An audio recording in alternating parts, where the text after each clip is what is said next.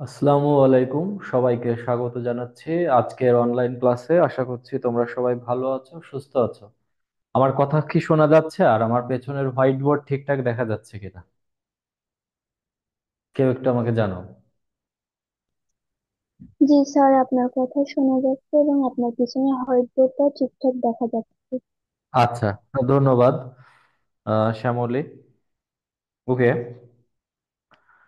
তো তোমাদের সবাইকে আজকের অনলাইন ক্লাসে আমি আবারও স্বাগতম জানাচ্ছি। তো তোমরা দূর দূরান্ত থেকে যে যেখান থেকে ক্লাস করছো, ক্লাসে জয়েন হওয়ার জন্য তোমাদের সবাইকে ধন্যবাদ। তো আজকে তোমরা সবাই এখানে একত্রিত হয়েছো মূলত অনার্স তৃতীয় বর্ষের প্রতীকী যুক্তিবিদ্যা এইটার যে একটা উম, বেশ তোমাদের কাছে বেশ কঠিন সাবজেক্ট বলে মনে হয়। হ্যাঁ, এটা একটা ম্যাথমেটিক্যাল সাবজেক্ট। তো সেই সাবজেক্টকে সহজ করে দেওয়ার জন্যই মূলত আজকের এই অনলাইন ক্লাসে আসা তোমাদের। তো আজকে সর্বপ্রথম আমি তোমাদের কি কি করতে হবে, আমাদের এই ক্লাসে কি কি বিষয়গুলো থাকবে বা কিভাবে কি করব এই সম্পর্কে আমি একটা প্রথমে ওভারঅল একটা ডিসকাশন করব। তো আমার তোমরা সবাই একটু মিউট হয়ে থাকবে, আর তারপরে যখন কথা বলার দরকার হবে তখন আনমিউট হয়ে কথা বলবে। হ্যাঁ, তো প্রতীকী যুক্তিবিদ্যার প্রথমে যেটা আসে সেটা হচ্ছে, প্রথম যে পার্ট সেটা হচ্ছে তোমার উম, এক নম্বর একটা ফার্স্ট যে প্রথম যে অঙ্ক ভিত্তিক যে একটা সমস্যা আছে সেটা হচ্ছে থাকে যে প্রদত্ত বচনের প্রদত্ত বচনের সত্য মান নির্ণয়। সত্য মান নির্ণয়, হ্যাঁ, বচনটি আসলে সত্য নাকি মিথ্যা, হ্যাঁ, এরকম মান নির্ণয়ের একটা অঙ্ক আসে। তারপরে যেটা সেটা হচ্ছে উম সত্য সারণী সত্য সারণীর মাধ্যমে সত্য সারণীর মাধ্যমে সত্য সারণীর মাধ্যমে প্রদত্ত বচনাকারটি প্রদত্ত বচনাকারটি শত সত্য শত সত্য শত মিথ্যা নাকি অনির্দিষ্ট মান অনির্দিষ্ট মান তা নির্ণয় করো। এটা হচ্ছে দ্বিতীয় নম্বর যে অঙ্ক। তারপরে যেটা আসে সেটা হচ্ছে সত্য সারণীর মাধ্যমে সত্য সারণীর মাধ্যমে প্রদত্ত বচনাকারটি প্রদত্ত বচনাকারটি যৌক্তিক অর্থে সমমান কিনা যৌক্তিক অর্থে সমমান কিনা তা নির্ণয় করো। তারপরে যেটা আসে সেটা হচ্ছে সত্য সারণীর মাধ্যমে সত্য সারণীর মাধ্যমে ন্যায়াকারের ন্যায়াকারের বৈধতা অবৈধতা নির্ণয়। তারপরে যেটা আসে সেটা হচ্ছে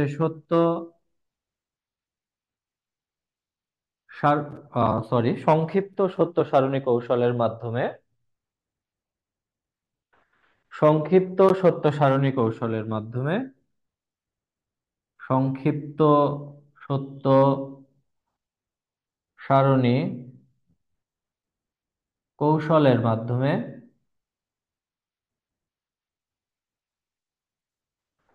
প্রদত্ত যুক্তির প্রদত্ত যুক্তির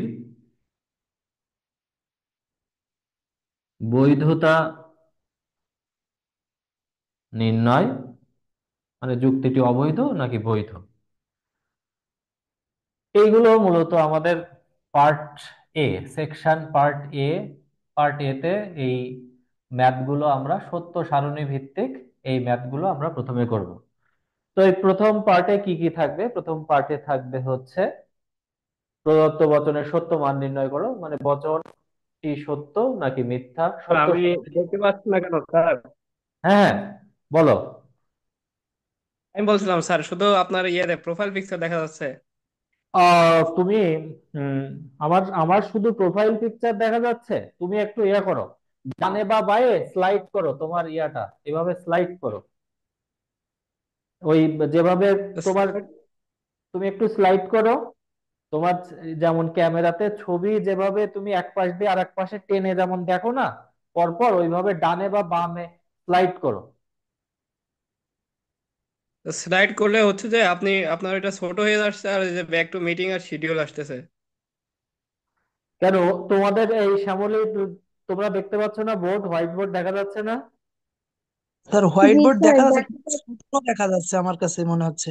আমার এখানে ছোট আসছে, বুঝেছেন? আচ্ছা, ছোট হলে ডাবল ট্যাপ করো, এরকম করে স্ক্রিনের উপরে ডাবল ট্যাপ করো। ডাবল ট্যাপ করলে দেখবা যে ফুল স্ক্রিন হয়ে যাবে। ডাবল ট্যাপ করো, তোমার মোবাইল জি স্যার, স্ক্রিনটার হয়েছে, উপরে ঠিক ডাবল আছে ট্যাপ স্যার। করলে দেখবা যে ওই স্ক্রিন ফুল স্ক্রিন হয়ে যাচ্ছে। ডাবল ট্যাপ ওকে করেছো? ওকে স্যার, হয়েছে। আচ্ছা। জি স্যার, পাইছি। ফাইন, তুমি কি পেরেছো? জি স্যার, ক্লিয়ার। আর এবার ডাবল ট্যাপ করো, ডাবল ট্যাপ করলে তোমার ফুল স্ক্রিন হয়ে যাবে, মোবাইলের ফুল স্ক্রিন হবে। জি স্যার। ওকে।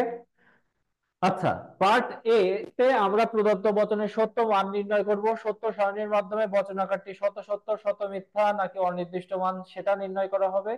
সত্য সারণীর মাধ্যমে বচন আকারটি যৌক্তিক অর্থে সমমান কিনা তা নির্ণয় করো।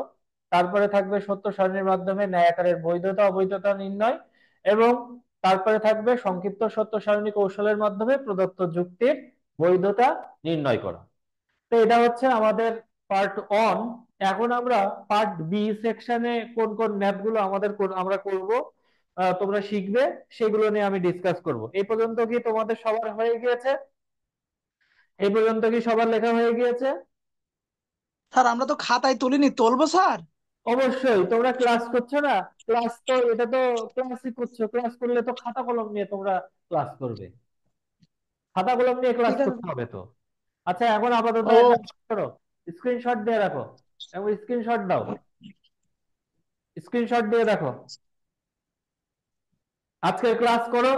আজকের ক্লাস করলে তোমাদের অনলাইন ক্লাস সম্পর্কে যে ধারণা, যে মিসকনসেপশন আছে, সেটা সম্পূর্ণ ক্লিয়ার করে দেবো।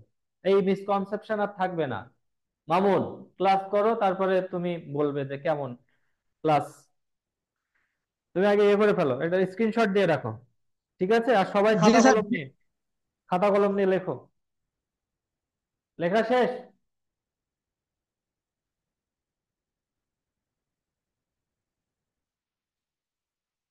লেখা শেষ হয়েছে সবার? ফাইন লিখেছো? ফাইন, ফাইন কি লিখতে পেরেছো?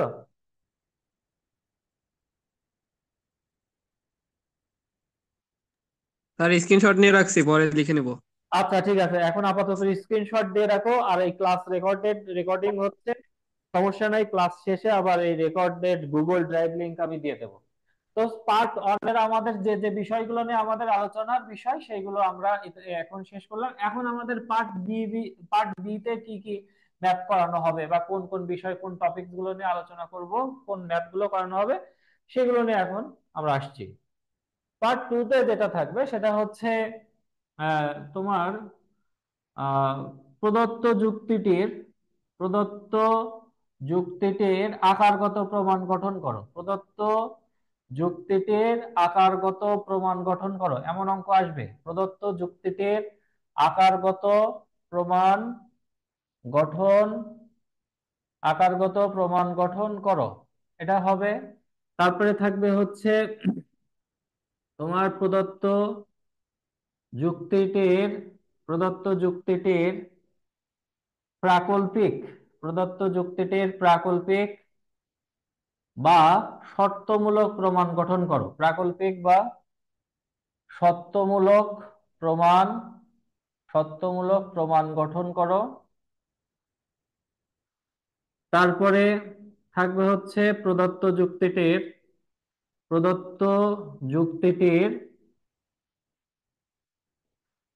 শক্তিশালী প্রদত্ত যুক্তিটির প্রাকল্পিক প্রাকল্পিক প্রমাণের শক্তিশালী বিধি প্রয়োগ করে শক্তিশালী বিধি প্রয়োগ করে শক্তিশালী বিধি প্রয়োগ করে প্রমাণ গঠন করো প্রমাণ গঠন করো। তারপরে 9 নম্বরে থাকবে হচ্ছে প্রদত্ত যুক্তিটির প্রদত্ত যুক্তিটির বৈধতার পরোক্ষ প্রমাণ গঠন করো। বৈধতার পরোক্ষ প্রমাণ গঠন করো। পরোক্ষ প্রমাণ গঠন করো। তারপরে থাকবে কি প্রদত্ত যুক্তিটির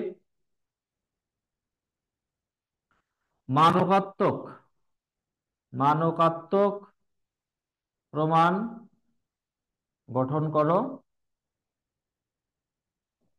এবং সর্বশেষ যেটা থাকবে সেটা হচ্ছে প্রদত্ত যুক্তিটির মানকাত্মক মানকাত্মক বিধি প্রয়োগ করে মানকাত্মক মানকাত্মক মানকাত্মক বিধি প্রয়োগ করে প্রদত্ত যুক্তিটির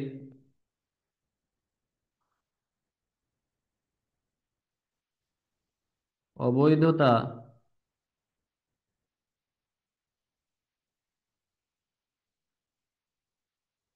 নির্ণয় করো। তো এইগুলো হচ্ছে টোটাল যে ক্লাস, এই ক্লাসে এই বিষয়গুলোই তোমাদের থাকবে। হ্যাঁ, মানকাত্মক বিধিমালা প্রয়োগ করে এই যে টপিকস, এই টপিকগুলো বৈধতা, যুক্তিগুলোর বৈধতার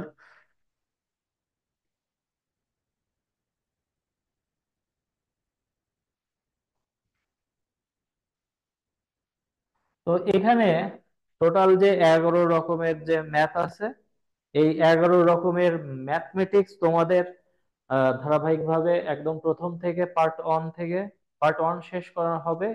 যৌক্তিক অর্থে মানে তোমাদের বচনের সত্য স্যার মান আপনি একটু নির্ণয় এক করবে। পাশে যান, আমি লিখছি স্যার। আচ্ছা, প্রদত্ত যুক্তির প্রদত্ত যুক্তির প্রদত্ত যুক্তির টির সত্যমান নির্ণয় থেকে শুরু করে একদম মানকাত্মক বিধি প্রয়োগ করে প্রদত্ত যুক্তিটির অবৈধতা দেখাও বা অবৈধতা নির্ণয় করো। এরকম টোটাল এই 11 ধরনের ম্যাথ তোমাদের ধারাবাহিকভাবে করানো হবে ক্লাসে। হুম, একদম A to Z।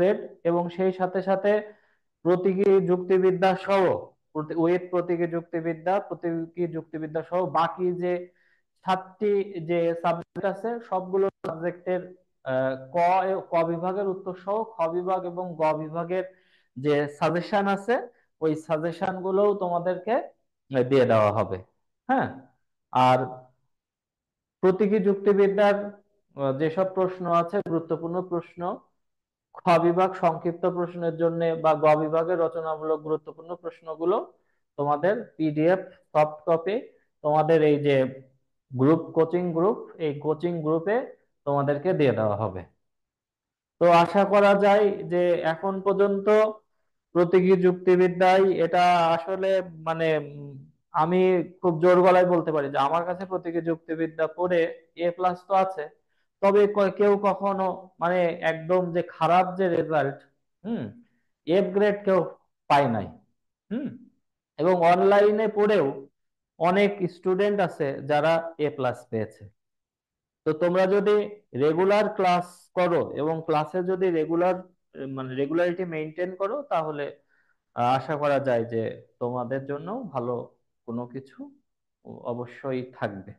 তো তোমরা কি এগুলো লেখা হয়ে গিয়েছে? ইমন, এগুলো কি লিখেছো? স্যার লেখা শেষ। আচ্ছা, লেখা শেষ হলে এখন আমরা আজকে প্রথমে, যেহেতু আমাদের এই সাবজেক্টটাই হচ্ছে প্রতীকী যুক্তিবিদ্যা, সেজন্য আমরা প্রতীকী যুক্তিবিদ্যা কাকে বলে বা প্রতীকী যুক্তিবিদ্যা কি, এইটা সম্পর্কে একটা বেসিক বিষয়গুলো নিয়ে আমরা আজকে আলোচনা করব। তাহলে আমি এটা মুছে ফেলি, এটা মুছে দিই। ঠিক জি আছে, স্যার, দেন স্যার। মুছে দিন। ওকে, ঠিক আছে, তাহলে মুছে দিচ্ছি। হ্যাঁ,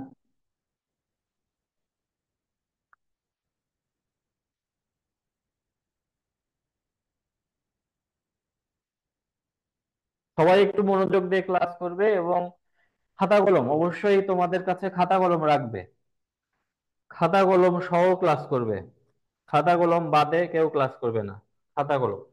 এখন আজকে প্রতীকী যুক্তিবিদ্যা আসলে কি? প্রতীকী যুক্তিবিদ্যা, প্রতীকী যুক্তিবিদ্যা। হুম, যুক্তিবিদ্যার, আমার সাথে সাথে সবাই লেখো, যুক্তিবিদ্যার যে শাখাটি, যুক্তিবিদ্যার যে শাখাটি প্রতীক প্রবর্তনের মাধ্যমে, প্রতীক প্রবর্তনের মাধ্যমে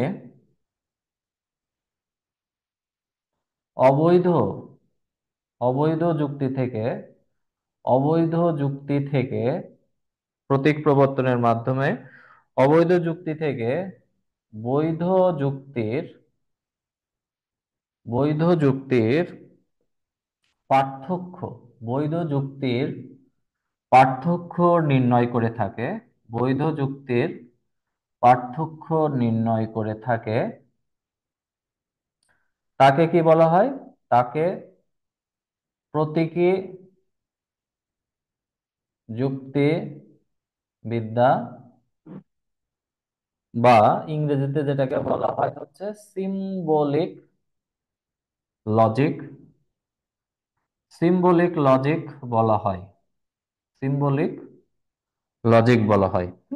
তো একটা উদাহরণের সাহায্যে আমরা এটা প্রতিকায়িত করতে পারি। যেমন ধরো একটা যুক্তি লিখলাম, যদি বৃষ্টি হয়, যদি বৃষ্টি হয় তবে মাটি ভিজবে। বৃষ্টি হয়েছে, বৃষ্টি হয়েছে,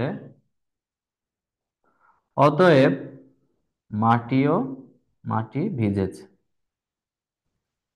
এখন আমরা যদি বৃষ্টি হওয়া, হ্যাঁ, এই যে বৃষ্টি হওয়া, এই বৃষ্টি হওয়াকে যদি আমরা কি ধরি, যে বৃষ্টি হওয়াকে যদি আমরা ধরো হচ্ছে পি ধরলাম, বৃষ্টি হওয়াকে পি, মাটি ভেজাকে কিউ ধরলাম, আর বৃষ্টি হওয়া মানে পি, আর মাটি ভেজা হচ্ছে কিউ। তার মানে এটাকে যদি আমরা প্রতিকায়িত করি, তাহলে আমাদের এভাবে প্রতিকায়িত করতে পারি, যদি পি তবে কিউ, হ্যাঁ, পি অতএব কিউ।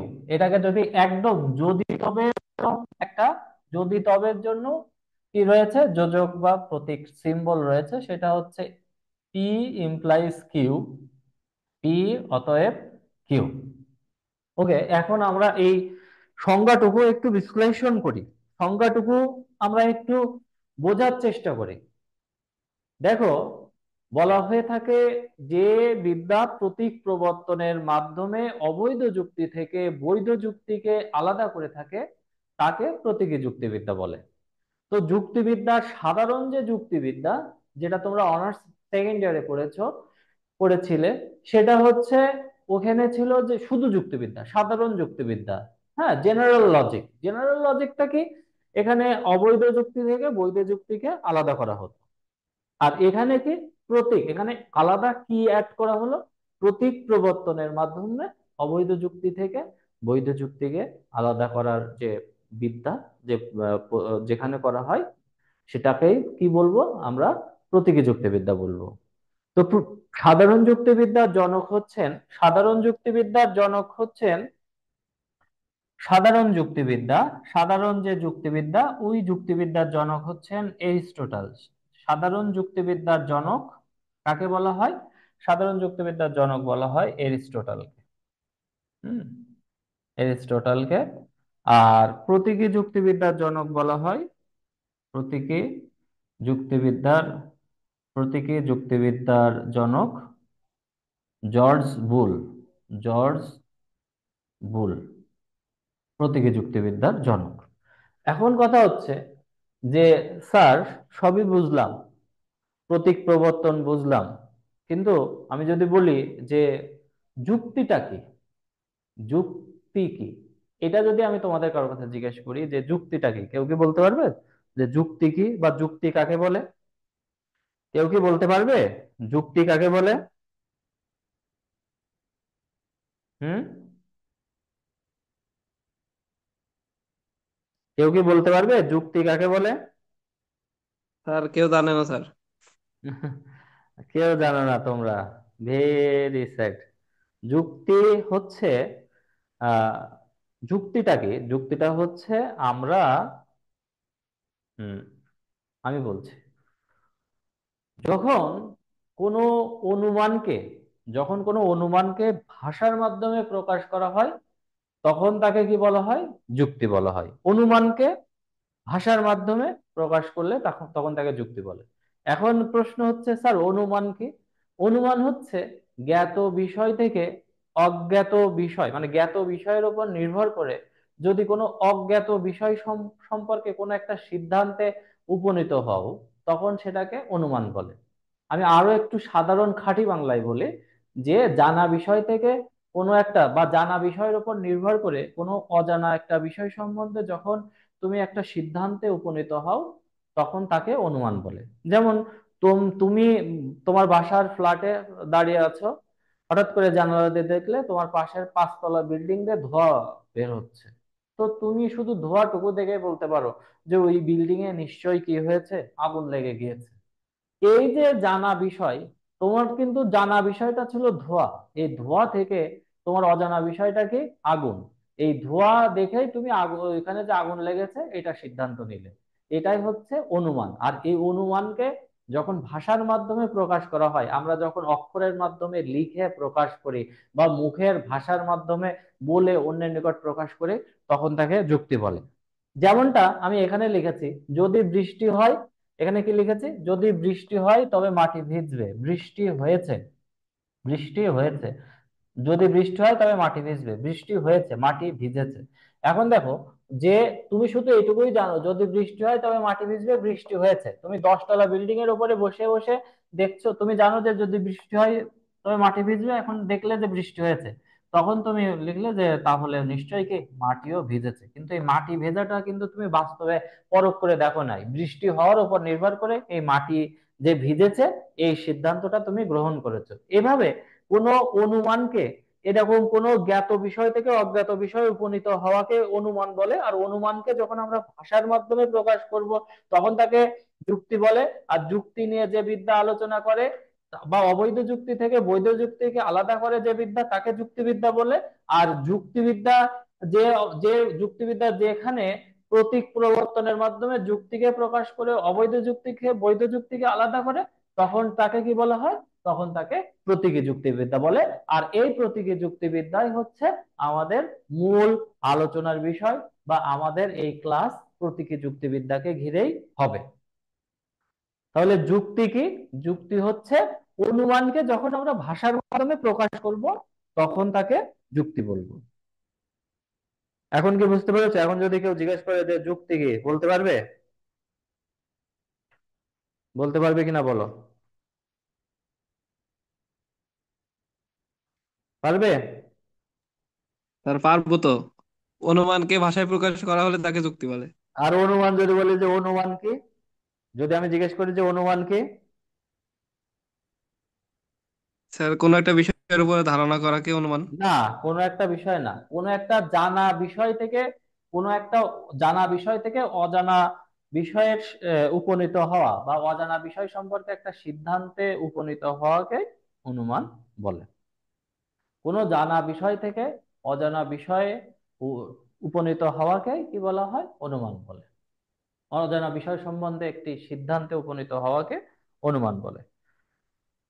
তো এখন আমরা সরাসরি প্রতীক প্রতীক লিপিতে চলে যাচ্ছি। প্রতীক লিপি, তার আগে আমরা একটু প্রতীক নিয়ে আলোচনা করব। যেহেতু প্রতীকী যুক্তিবিদ্যা, সেহেতু প্রতীক সম্পর্কে আমাদের কিছু আলোচনার দরকার আছে, যে প্রতীকটা কি।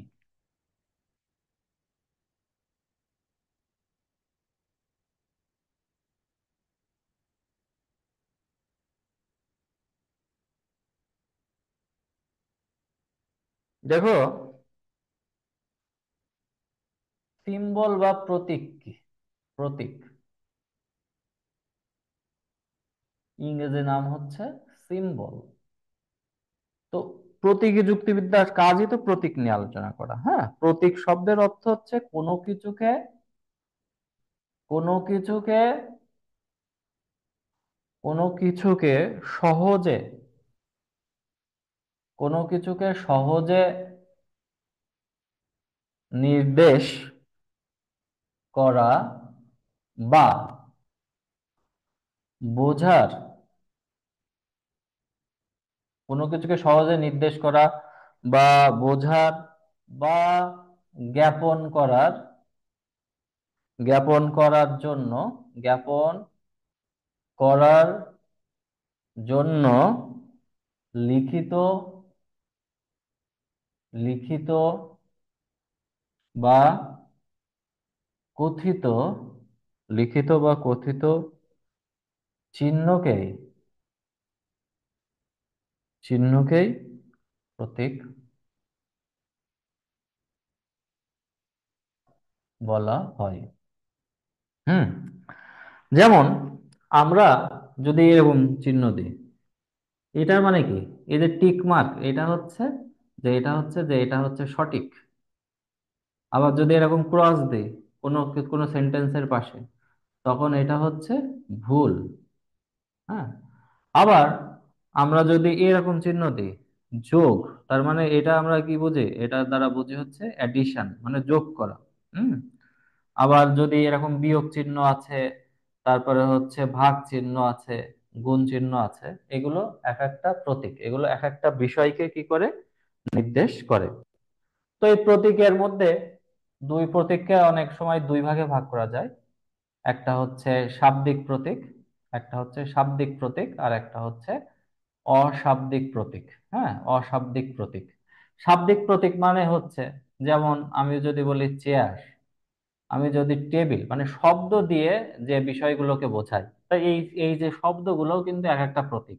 যেমন চেয়ার শব্দটি দ্বারা, হ্যাঁ, যদি আমরা চেয়ার বলি, হ্যাঁ, আমরা যদি কি বলি, আমরা যদি চেয়ার চেয়ার শব্দটি বুঝে, হ্যাঁ, চেয়ার শব্দটি যদি আমরা ইয়া করি, হুম, এরকম চেয়ার দ্বারা কিন্তু আসলে কি কি বোঝায় এইখানে, এরকম চেয়ার দ্বারা আমাদের অ্যাকচুয়ালি এরকম কোনো কিছুকে একটা যে বসার একটা জিনিস, এইটাকে নির্দেশ করে। কে নির্দেশ করে? চেয়ার শব্দটি। তাহলে চেয়ার শব্দটি কার প্রতীক? এই যে চার পা বিশিষ্ট, হ্যাঁ, যে বসার সমতল জায়গায় যে বসা যায় এমন কোনো কিছুকে নির্দেশ করে চেয়ার শব্দটি। হ্যাঁ, টেবিল শব্দটিও সেরকম। এই যে টেবিল শব্দটি যদি আমরা ব্যবহার করি, তো টেবিল ব্যাপারটাও কিন্তু কি, এই যে টেবিল বলতে এরকম সমতল জায়গায় এরকম কোনো কিছুকে নির্দেশ করে। আর অশাব্দিক প্রতীক কি? যেগুলো আসলে কোনো শব্দ না, যেমন হচ্ছে যোগ, বিয়োগ, গুণ, ভাগ, তারপরে সঠিক, এরকম টিক চিহ্ন, এগুলোকে বলা হয় অশাব্দিক প্রতীক।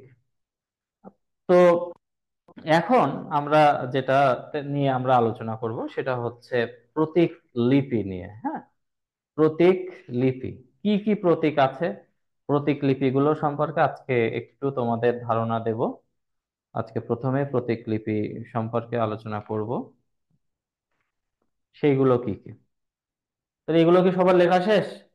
এগুলো কি সবার লেখা শেষ হয়েছে? এই স্যার লিখেছি। আচ্ছা, ঠিক আছে, ঠিক আছে। যদি শেষ হয়ে যায় তাহলে আমি এটা মুছে দিচ্ছি। এখন আমরা প্রতীক লিপি নিয়ে আলোচনা করব। এছাড়াও আরো প্রতীক আছে, সেটা হচ্ছে গ্রাহক প্রতীক, ধ্রুবক প্রতীক, ওগুলো আমরা পরবর্তীতে আলোচনা, আহ এমনিতেই আলোচনা প্রসঙ্গেই চলে আসবে। তো আমরা আজকে সরাসরি প্রতীক লিপিতে চলে যাচ্ছি। প্রতীক লিপি কি কি, সিম্বলিক লজিক বুঝতে হলে তো তোমাদের এই প্রতীক লিপি সম্পর্কে জানা লাগবে, যে কি কি প্রতীক আসলে সিম্বলিক লজিকে আছে। এগুলো তো জানা অত্যন্ত জরুরি। তো সেগুলো হচ্ছে, এগুলো মনে রাখবে যে উম, যুক্তিবিদ্যায় যৌক্তিক যোজকের, যুক্তিবিদ্যায় যুক্তিবিদ্যায় যৌক্তিক যুক্তিবিদ্যায় যৌক্তিক যোজকের